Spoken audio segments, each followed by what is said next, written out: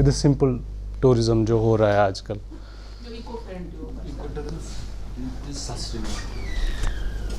Isn't tourism sustainable? You are getting my voice? Isn't tourism sustainable?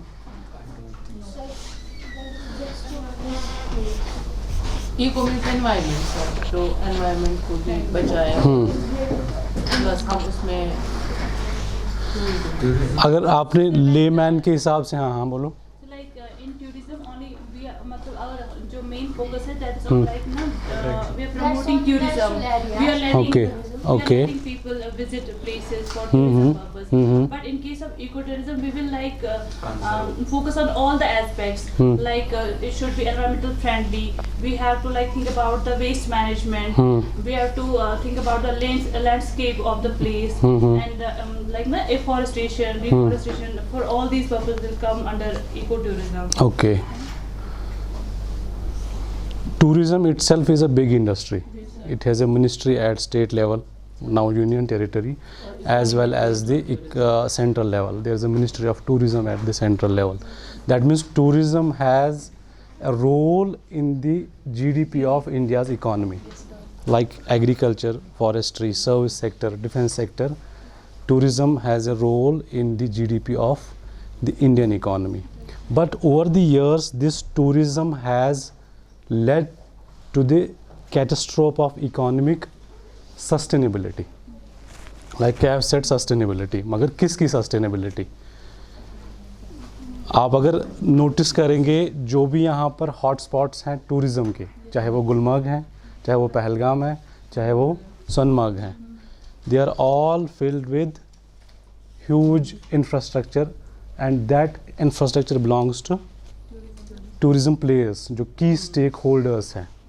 आप resorts की बात करें गुलमर्ग में, अगर आप यहाँ पहलगाम की बात करें जो दाशिगाम का बैक साइड है, Dachigam national park which is the last abode of the hangul the state animal of JNK, उसका जो बैक साइड है दैट इज़ द ये Pahalgam landscape and inside Pahalgam you will find luxurious hotels 5 star 7 star और एक hotel तो बिल्कुल उसका जो दाशिगाम का जो बॉर्डर है that the line that comes from the Dachigam landscape that touch that hotel resort, मुझे उसका नाम नहीं याद है, जहाँ पर वो JNK बैंक की पार्क है, अपोजिट जिसके JNK बैंक की पार्क है, जहाँ पर पहलगाम का ज़ू है।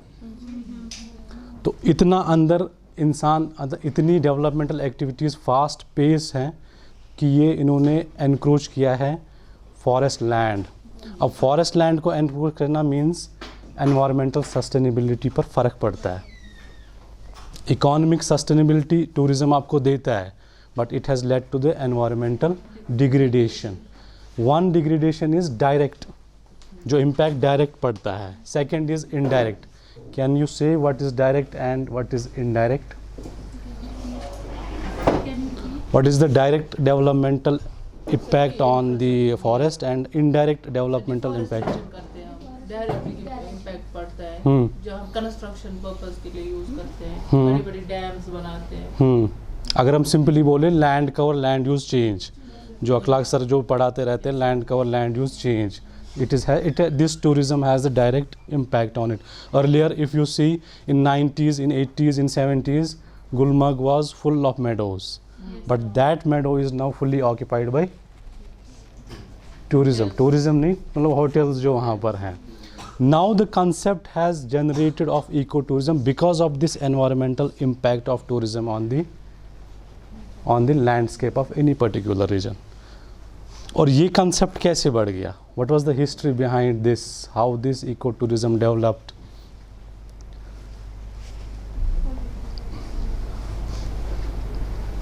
कोई क्या रीज़न हो सकता है?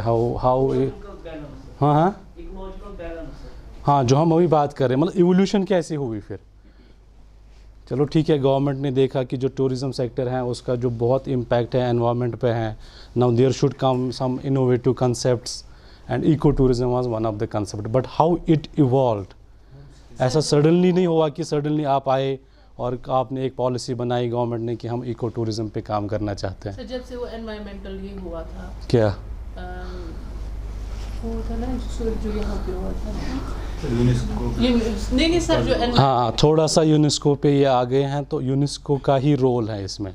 You see in India the flux of foreign tourists, जो भी फॉरेन टूरिस्ट का फ्लक्स है इंडिया में, उनकी सर्वे होती है हर 10 साल, हर 5 साल, हर 12 साल के बाद उनकी एक सर्वे होती है.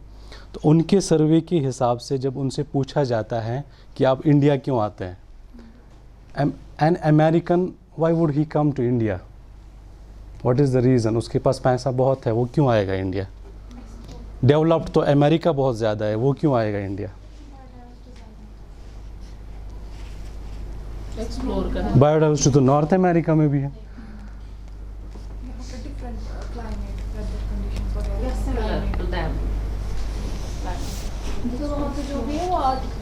नहीं, वहाँ भी नेचुरल है, वहाँ भी नेचुरल है.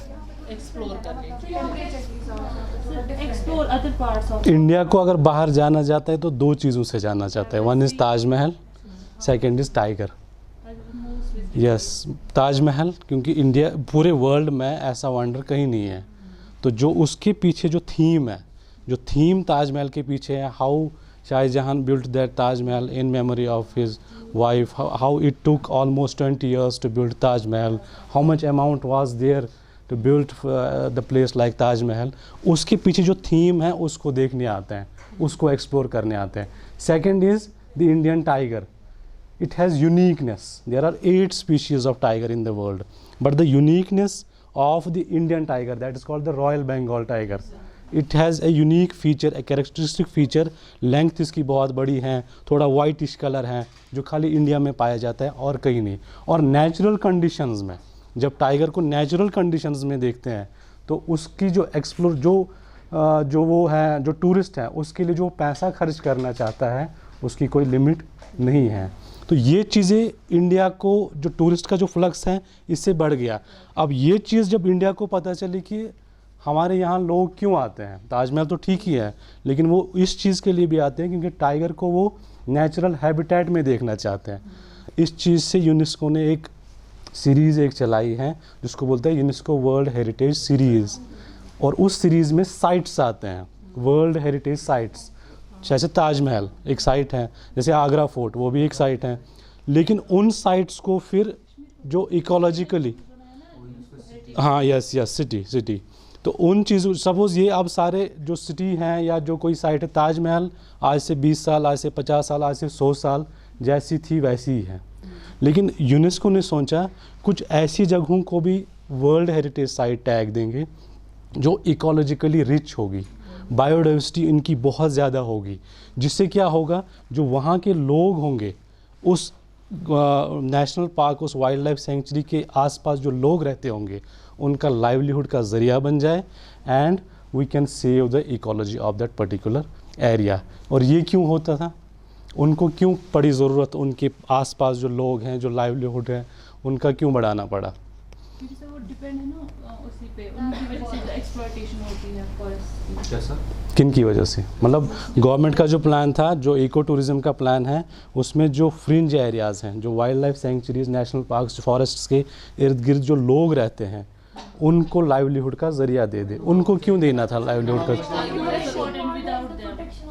Yes, conservation is not possible हाँ, without हाँ. the environment. Catchment area. Number 1, most of the cases of anthropogenic impact, जो स्मगलिंग है, जो पोचिंग है, वो वही लोग करते थे. एक तो वो चीज़ कम करने के लिए, और ये जो लोग होते हैं यूजुअली इकोनॉमिकली बहुत डाउन होते हैं, उनको अपलिफ्ट करने के लिए. और जो प्रोटेक्शन, जो ये बोल रहे थे डायरेक्ट प्रोटेक्शन, सपोज DFO किसी एरिया का है, he lives around 100 kilometers away from the place. Can he save the forest or the person, those who are living near that forest? They will get the first information कि कहाँ क्या हो रहा है, कहाँ पोचिंग के केसेस हैं, कहाँ ये हैं. तो गवर्नमेंट ने इन्हीं को इन्वॉल्व करके यही चीज़ एक पॉलिसी बनाई जिसको मिनिस्ट्री ऑफ टूरिज़म के हवाले कर दिया. मिनिस्ट्री ऑफ टूरिज़म ने ministry of environment, forest and climate change के साथ मर्ज होके एक पॉलिसी बनाई, that is the eco tourism policy. Now evolution यहाँ से हुई. अब उसके बाद इसका इम्प्लीमेंट कैसे हुआ, यूजुअली बिल का इम्प्लीमेंट कैसे होता है. पोल्यूशन एक्ट आया था, वो जब मीथेन गैस ट्रेजेडी हुई तो फिर बोला कि हमें एनवायरनमेंट पे ज़्यादा फोकस करना है। तो नहीं, इको टूरिज्म के दो ही फोकस है, एनवायरनमेंट तो है ही, लेकिन इसका ज़्यादा फोकस लाइवलीहुड है। इसका बहुत ज़्यादा फोकस लाइवलीहुड है। और वो क्यों है, लाइवलीहुड क्यों फोकस है? एक वो तो है ही, लेकिन आप एक ट्रेंड देख रहे हैं, जो एम्प्लॉयमेंट का ग्राफ है वो बहुत कम हो रहा है। एम्प्लॉयमेंट का जो ग्राफ है बहुत कम है। अब आज से 30 साल पहले अगर साल में 50,000 लगते थे, अब 30,000 है, आइंदा 20,000 होंगे, फिर 10,000 होंगे। तो ये ग्राफ जो है ये बहुत कम है। तो इसीलिए गवर्नमेंट प्रमोट करना चाहती है ऐसे लोगों को जो इको टूरिज़म को आगे बढ़ाए, एनवायरनमेंट को बचा ले और अपना लाइवलीहुड खुद बनाए। आपके पास जो एग्जांपल यहाँ पर है, रिसेंटली कुछ नए पिछले साल ही खोला गया, यहाँ पर जस्ट वाइल्ड कदुल क्रॉस करके आगे जो राइट साइड में है, that is concept of eco tourism. या यहाँ से जो है सागी को विलेज, जो फयाज साहब है शायद उनका नाम है, तो वो क्या है, और वो भी कहाँ से आए हैं? फयाज साहब was earlier posted in USA। उसने USA की जॉब छोड़ी, यहाँ आ गया, गांदरबल का ही है, और लैंड ले ली, यहाँ पर एक्सप्लोर किया कि मैं यहाँ क्या ऐसा कुछ कर सकता हूँ कि लोग यहाँ पर मेरे पास आ जाए। और लोग क्यों वहाँ जाते हैं? एक तो नेचुरल एनवायरनमेंट है, प्लस कल्चरली वहाँ पर कुछ ऐसी चीज़ें उसने रखी हुई है जो अटैचमेंट बढ़ जाती है, जिसकी अटैचमेंट उस जगह से बढ़ जाती है। एंड पीपल पे, क्योंकि आजकल इकॉनमी जो है, जो पर कैपिटा इंडिया का है, वो बहुत बढ़ गया है। People are willing to pay. As per the survey of 2008-2009 in Indian Today survey, there are 5 states who are top among the per capita states. Number 1 is Chandigarh, and average Chandigarh citizen has 94 lakh rupees. In case of उसके पास movable property है, immovable property है, bank balance है, salary है, तो average जब उसका निकाला जाता है तो average Chandigarh citizen has around 94 lakh rupees. Second, Mumbai, the financial capital of India. The person in Mumbai lives and has a package of 82 around 82 lakh rupees. उसका जो पर कैपिटा है, अगर वो कुछ ना करे उसके पास 22 लाख रुपये, सॉरी 82 lakh rupees उसके पास हैं. थर्ड पे दिल्ली है, फोर्थ पे कश्मीर है. And this is the report is surprising giving the conditions Kashmir lives in. So people here all, मतलब माशाल्लाह वो ठीक रहते हैं, मतलब अच्छे से रहते हैं. अराउंड 34.56 यानी 34,56,000 rupees a Kashmiri holds. So we have money, we will pay. That's why we are liking this type of service. जो ये इको टूरिज्म की जो ये कंसेप्ट है. अब गवर्नमेंट ने फोकस क्यों किया J&K पे? J&K is a hub of eco tourism. Although Western Ghats, North East और आपका जो हिमाचल पार्ट है, they are also part of this eco tourism hub. But J&K का जो ग्राफ है वो इनसे ज़्यादा है. उसकी कोई वजह, ख़ास वजह? यूरोपियन क्लाइमेट है ना, मोस्ट ऑफ पीपल जो अफोर्ड नहीं कर पाते यूरोपियन, तो good. Most of the people जो अफोर्ड नहीं कर पाते वो कश्मीर आ जाते हैं. ठीक. और कोई रीज़न? क्लाइमेटिक कंडीशंस बहुत ज़्यादा, क्योंकि इंडियन जो ट्रॉपिकल सिस्टम है ऑलमोस्ट 50 डिग्री समर में चला जाता है, 45, 48, 50 degrees. To get out of that summerness तो वो यहाँ आ जाते हैं, so spend some time here. और कोई रीज़न? हाँ, नुनचाई चाव. यस. हाँ, हर एक प्लेस का अपना कल्चरली ये होता है, मतलब एक रिकॉग्निशन होती है. हमारा सैफरन है, हमारा वाजवान है, यस शिकारा, जो हम पहनते हैं फेरन, वो सारे कुछ हमारे जो कल्चरली ये हैं. और कोई रीज़न? ये भी टूरिज़्म में इम्पॉर्टेंट पार्ट है. वो तो है ही, नेचुरल ब्यूटीज़, बाकी वो सारा कुछ वो है, एक ख़ास रीज़न है. वो भी है. कश्मीर की बात बाहर करें तो आपको पहले क्या बात आती है?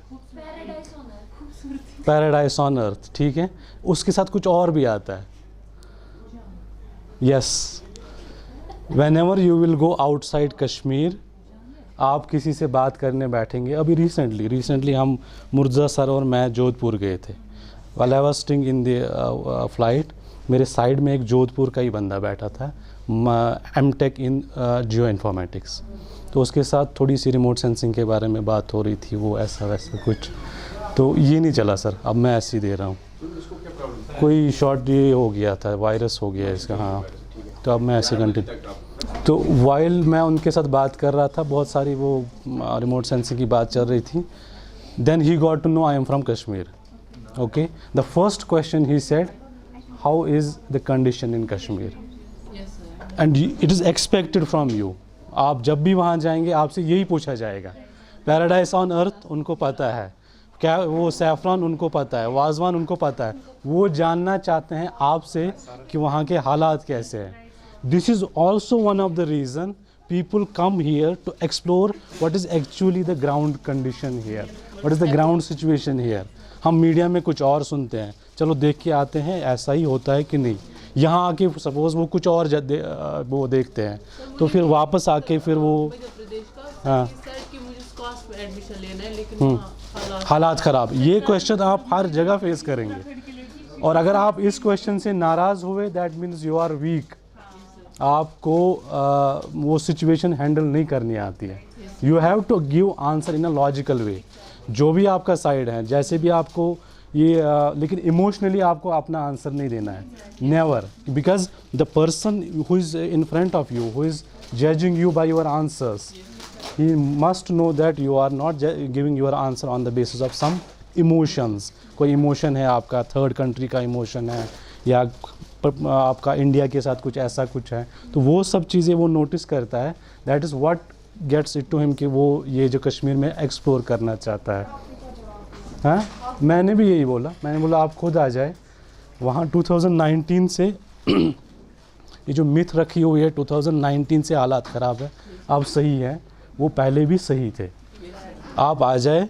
वो मैरिड था, उसने बोला I plan to go to Shimla, लेकिन मेरी बीवी का प्लान था हम जाए Kashmir, but because my family, मेरे जो फादर और मदर हैं, उनने बोला नहीं कश्मीर नहीं जाना है, हम आपको स्विट्ज़रलैंड भेजेंगे, हम कोई लोन निकालेंगे, लेकिन आपको कश्मीर नहीं भेजना है।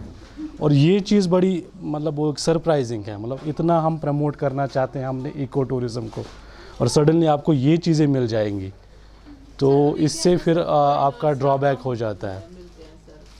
फॉरेनर्स का उनका एक अलग सिस्टम है, उनकी एडवाइज़री होती है, उनके अपनी कंट्रीज़ के जो एम्बेसीज़ होते हैं वो एडवाइज़रीज़ देते हैं कि आप पर्टिकुलर एरिया में नहीं जाएंगे, आप इन एरियाज़ में नहीं जाएंगे, because of the nature of the political situation in Kashmir. Although it is now better, but still they have put the advisory cap कि जब तक हम नहीं बोलेंगे तब तक आप नहीं जाएंगे, तो वो नहीं आते यूजुअली यहाँ पर। अदरवाइज़ 1970s 80s जो मिलिटेंसी से पहले का पीरियड था, तब यहाँ पर फॉरेनर्स बहुत हुआ करते थे, बहुत आते थे। अब मैं बोल रहा था कि कश्मीर को क्यों गवर्नमेंट ने इतना ज़्यादा एक्सप्लोर ये कर दिया, फ्रंट पे कर दिया, what is the reason behind it. Eco tourism के मैप पे कश्मीर क्यों ज़्यादा आ गया। Although you have Himachal, that is also similar to Kashmir. Although you have Western Ghat, a unique ecology in Western Ghats. You have Northeast Himalaya, biodiversically rich. But why is Kashmir on the map of ecotourism? हाँ चलो ठीक है, politically वो ये prove कर सके, और कुछ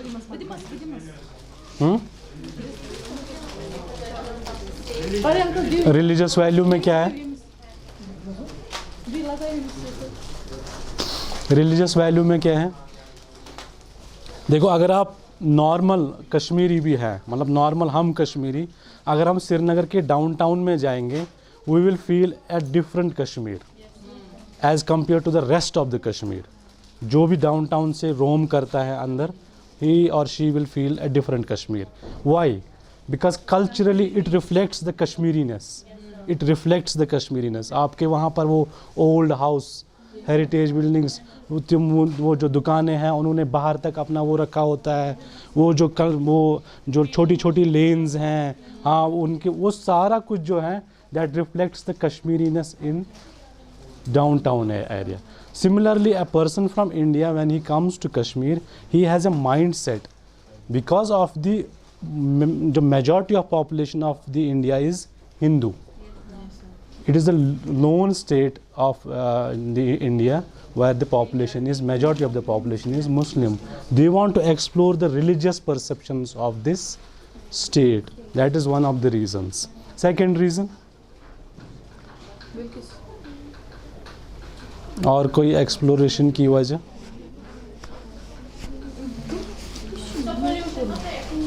पोल्यूशन है, यहाँ भी पोल्यूशन है, कम है, कंपेरेटिवली कम है, हैं? हाँ बिल्कुल, इसके पीछे वो रीजंस में, लेकिन एक रीज़न आप मिस कर रहे हैं.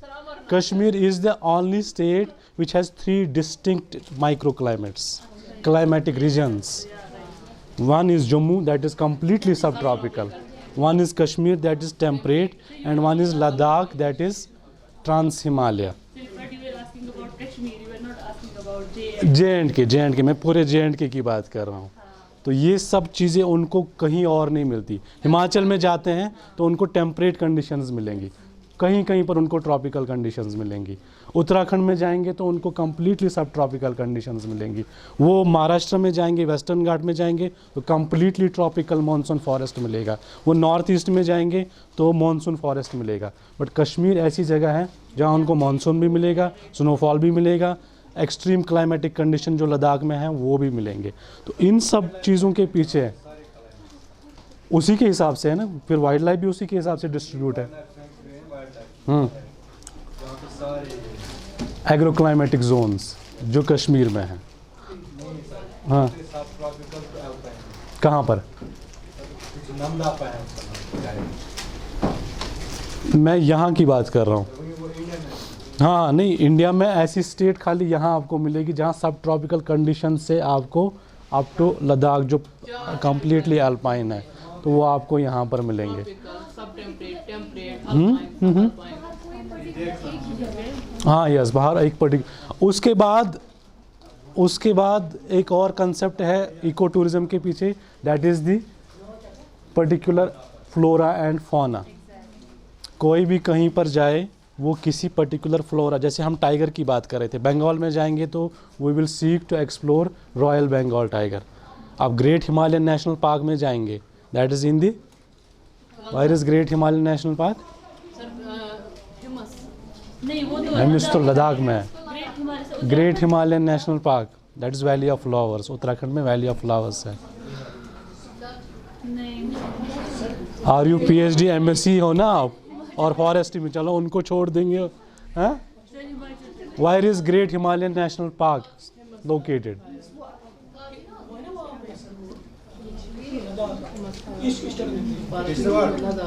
नहीं.